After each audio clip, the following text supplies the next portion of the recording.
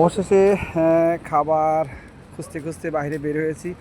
আসলে খাবার না পেয়ে আমরা 7-Eleven থেকেই কিছু চিকেন আর কিছু নিয়ে গেলাম, রাইস নিলাম। এটাই আপাতত রাত্রির মতন মানে চালিয়ে নেব। তো ইনশাআল্লাহ আপাতত এটাই চালাই, আবার কালকে বের হব। আর এত পরিমাণে ঠান্ডা, আমি তো বাইরে থাকতে পারতেছি না বেশি একটা, কারণ দেখতে পাচ্ছেন রাস্তাতে কীরকম বরফ, গাড়ির উপর দিয়ে সব বরফ পরে একদম জমা হয়ে গিয়েছে। আর প্রত্যেকটা রাস্তাতেই বরফ, প্রচণ্ড পরিমাণে বরফ পড়ে গিয়েছে।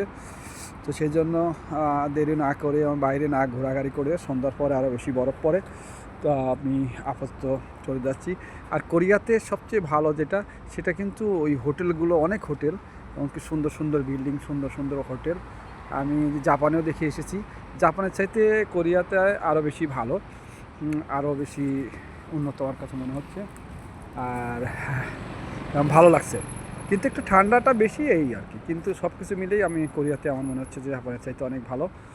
আর জাপানটাও ভালো ছিল, সবচেয়ে ভালো হওয়ার কারণ আমার ফ্রেন্ড ছিল, সেই জন্য একটু সুবিধা ছিল। এখানে তো আর কেউ নেই, তো একা একাই চেষ্টা করছি।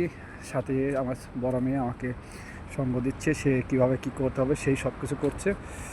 আর ইনশাআল্লাহ ভালো থাকবেন আপনারা, পরবর্তীতে আরও দেখানোর জন্য চেষ্টা করবো আপনাদেরকে। আল্লাহ হাফেজ, সে পর্যন্ত ভালো থাকবেন।